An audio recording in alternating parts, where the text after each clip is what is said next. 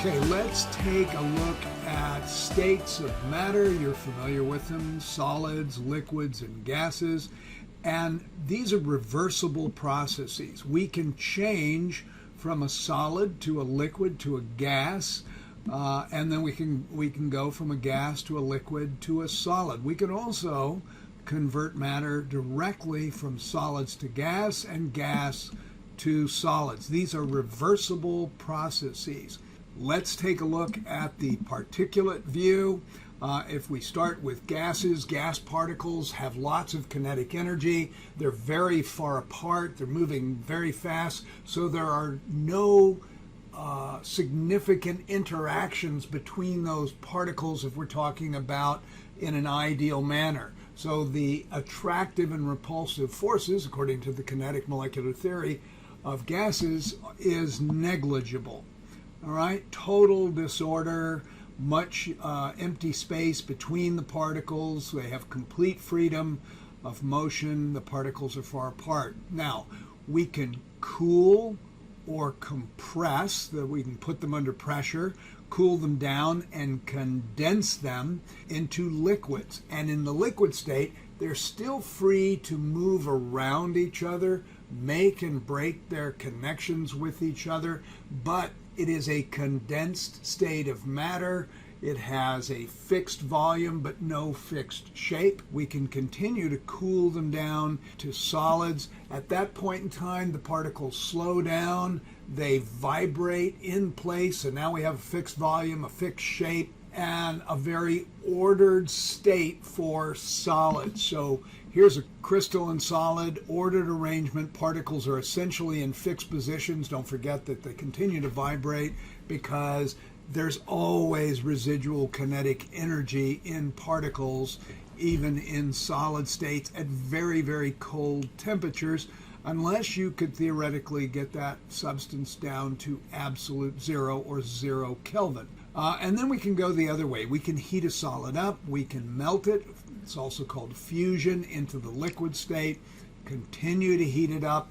And here's what's happening when we go through a phase change. The temperature stops changing because all the excess energy is going to separate those particles, move them far away from each other, and break those intermolecular connections with each other. So all the additional energy is to break the intermolecular connections, which is why the temperature doesn't change. They don't have additional kinetic energy.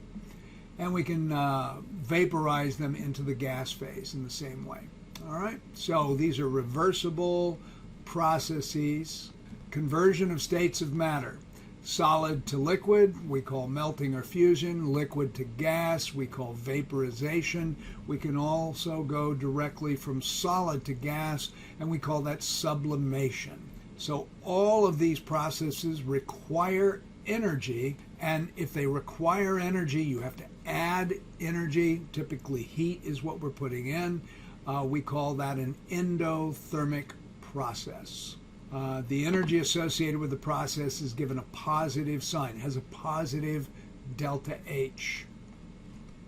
Conversion of states of matter going the opposite direction, gas to a liquid, we call that condensation. And these are exothermic processes. A liquid to a solid, we call it freezing. And then we can go directly from a gas to a solid, we call that deposition. All of these processes produce energy or release energy, therefore they are exothermic processes. They have a negative sign associated with the delta H because they are exothermic. Heating curves are a way to describe changes in states of matter. Also, it's a way to quantitate exactly how much energy is added to an endothermic process, changing from, let's say, a solid to a liquid to a gas, or an exothermic process going from gas to liquid to solid, and anywhere in between. It's also a great way to quantitate the amount of energy required or released for any particular change of state. we start out with a graphical representation, a y-axis and x-axis. On the x-axis, we're going to have either heat added if it's an endothermic process, or heat removed if it's an exothermic process, and on the y-axis we have temperature. So in this case, we're going to have an endothermic process. We're going to be going from a lower temperature to a higher temperature. We're going to do this for water, so we're going to go ahead and establish the phase change temperatures at 1 atmosphere of pressure for water, which is 0 degrees, that's the freezing point or melting point of water, and 100 degrees, that's the vaporization or boiling point of water.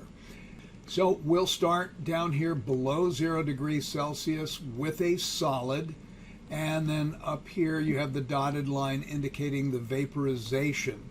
And here are the 3 states of matter: solid below 0 degrees, liquid in between 0 and 100 Celsius, and gas above 100 degrees Celsius. And this is because we're dealing with water. We have a diagonal line which is indicative of a specific heat change. So if we start down here at some temperature below 0 degrees Celsius, we're going to have a change in temperature as that ice or solid water heats up and gets to a phase change. Then we're going to have what we call a process heat, which is the horizontal line. Temperature does not increase during the phase change because, remember, all the extra energy goes to break the intermolecular forces, the hydrogen bonds between, in this case, the water molecules. Once you get all that ice melted, you can then begin heating again, increasing the amount of kinetic energy at the atomic molecular level, which is why we have a diagonal line, because the temperature is increasing as we continue to add heat. This is a specific heat calculation. Once we get to the next phase change, and for water that occurs at 100 degrees Celsius and 1 atmosphere of pressure, the temperature stays constant because all of the extra energy is going to separate the water molecules from each other. Once all of the water molecules are now in the gas phase, the temperature can begin to rise again in steam. All right, so that's what a heating curve looks like. You have diagonals within a particular phase. You have horizontals for a phase change, diagonals within a particular phase, horizontals for the phase change, and then diagonals again. So does this curve represent an endothermic or exothermic process? Well, let's see. Well, we are adding heat. The temperature is going up, so that is going to be an endothermic process. Calculating the heat added. The change in heat, also called the change in enthalpy, can be calculated by summing the heats associated with each process in the energy diagram. 2 types of heat to consider. Specific heat, those are the diagonal lines, and we have a change in temperature on the diagonal because temperature is on the y-axis. Then we have process heat. This is the heat that is added or removed based on a phase change. So specific heat, defined as the amount of heat required to raise the temperature of a specific amount of substance. This is the specific heat equation. You saw it in Chem 1. The C stands for specific heat capacity of a given phase, solid or liquid or gas. And we can change the temperature, which is why you have a delta T here, which is temperature final minus temperature initial. Q is the heat added to raise the temperature, the amount of heat required to raise the temperature of 1 gram of a material by 1 degree Celsius or 1 Kelvin. This could also be in moles. So you have to pay attention to whether the specific heat equation is given to you in joules per gram Celsius or joules per gram Kelvin or joules per mole Kelvin or Celsius. And you can have it in Celsius or Kelvin. It does not matter because you're dealing with a change in temperature, and the Kelvin is the same size as the Celsius degree. All right, you'll see.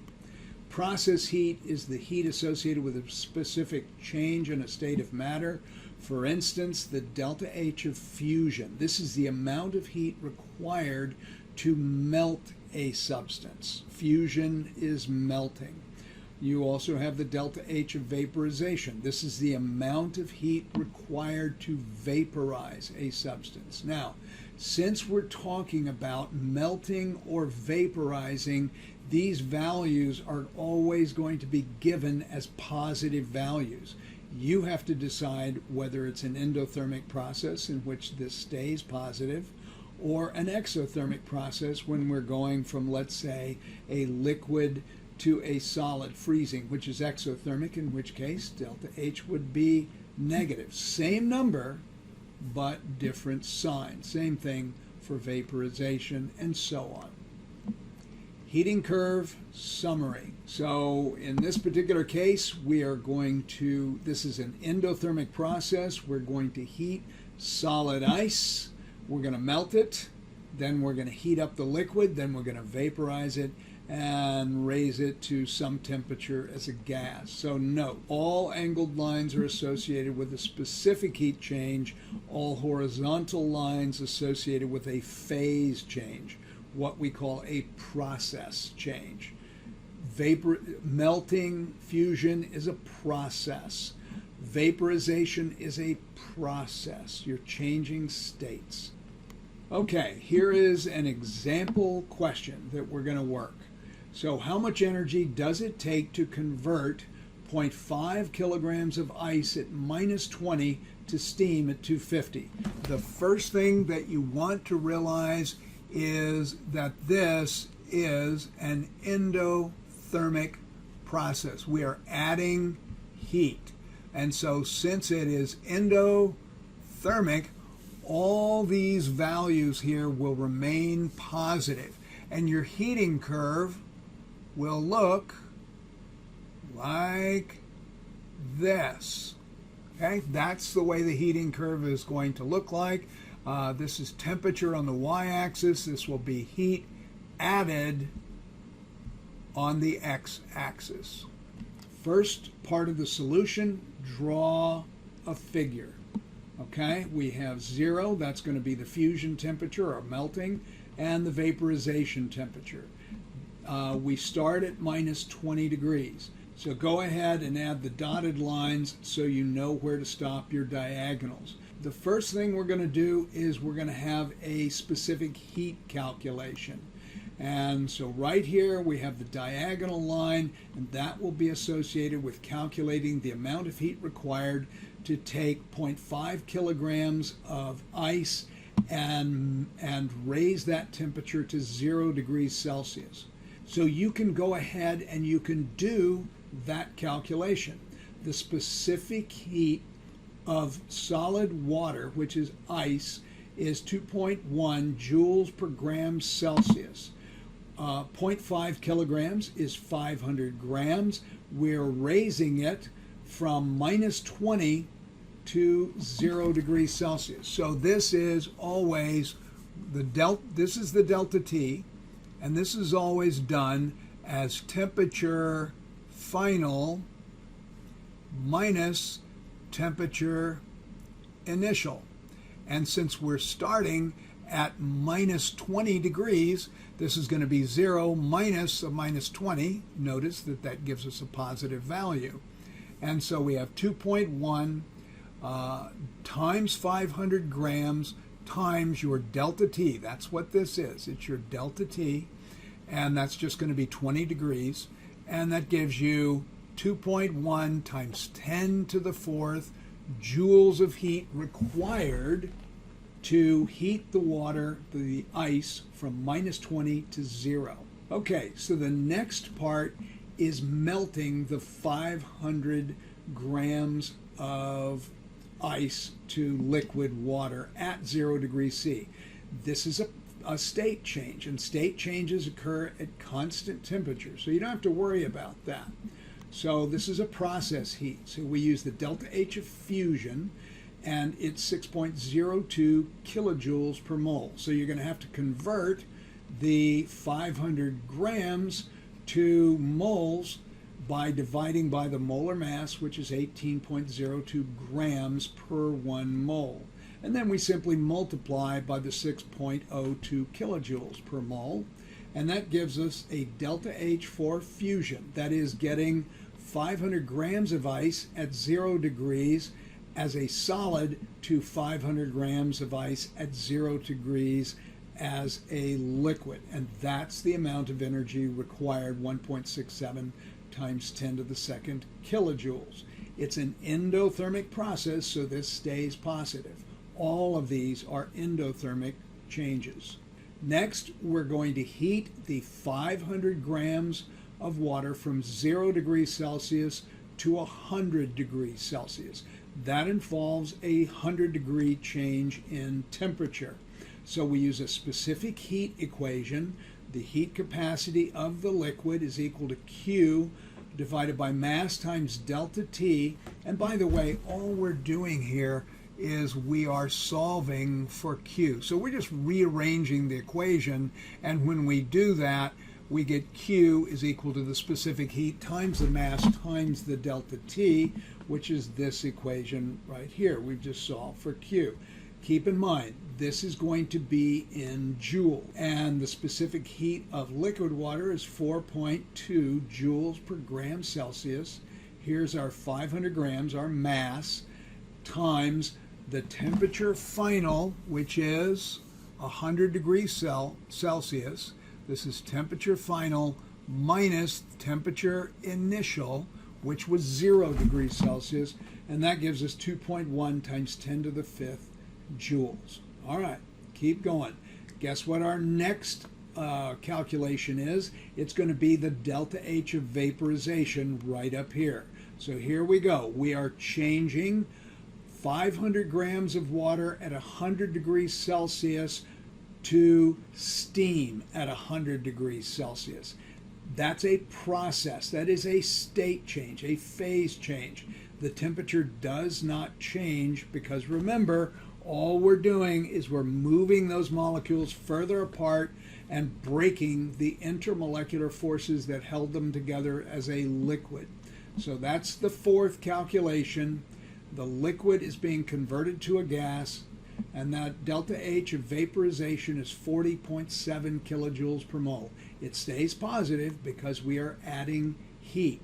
And so we take our 500 grams, since this is in kilojoules per mole, we divide by the molar mass, then we multiply by the delta H of vaporization, 40.7 kilojoules per mole, and that gives us a delta H of vaporization of 1.13 times 10 to the third kilojoules. This is also endothermic. Delta H is positive.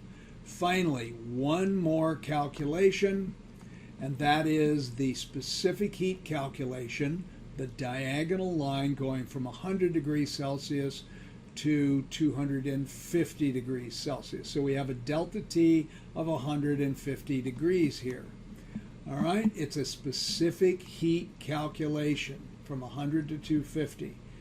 Here is the specific heat calculation. Rearrange it to solve for Q, which gives us the specific heat of steam in this particular case, times the 500 grams times the delta T, which will be 150. So 2 joules per gram Celsius times 500 grams times the delta T, 250 minus 100, temperature final minus temperature initial, which gives us 1.5 times 10 to the 5th joules. Now, the next thing you have to do to determine the final answer is you have to simply add those heats up. But everything has to be in the same units for you to do that. So all your specific heat calculations have to be divided by 1,000 to convert from joules to kilojoules. You can leave the process heat in kilojoules. And so once you've converted all your specific heats from joules to kilojoules, you just add them up. It takes 1,678 kilojoules to convert 500 grams of ice at minus 20 degrees Celsius to steam at 250 degrees Celsius. So follow the PowerPoint notes or the video, and I think that this will be relatively easy for you. And it will be a lot neater than my handwriting. Here's a practice problem. How much heat has to be removed from 10 grams of Freon 11 gas? Here is its molecular formula at 50 degrees Celsius to convert it to a liquid at 0 degrees Celsius. Freon is a refrigerant. Since we're going from a gas to a liquid, this is going to be an exothermic process, so all these heat changes will be negative, okay? And you're going to come out with a negative value. I've got the solution for you. Temperature on the y-axis, heat removed in joules or kilojoules. On the x-axis, we're going to start at 50 degrees. We're going to have a diagonal line. This is lowering the gas to a liquid at 23.8 degrees Celsius. So that'll be a specific heat calculation. Then we have a phase change from the gas to a liquid. No temperature change here. The temperature remains constant. And then finally, we're going to take that liquid down to 0 degrees Celsius. So specific heat change, there it is, 0.59 joules per gram Kelvin. This could also be Celsius. It does not matter when you're talking about delta T's, times the 10 grams times temperature final minus temperature initial gives you a negative 154.58 joules. For the phase change, that is, you are condensing the gas to a liquid. We have 10 grams of the Freon 11.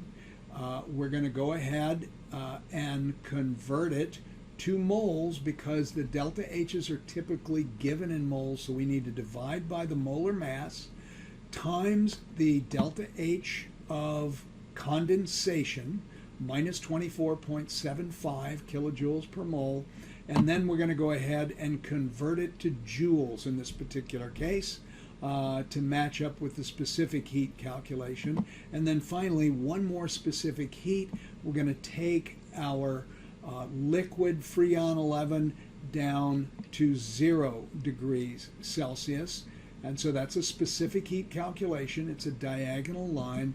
That'll be 0.87 joules per gram Kelvin or Celsius, doesn't matter, times the 10 grams times temperature final, that's the 0 degrees Celsius, minus the starting temperature, which was right up here at 23.8 degrees Celsius.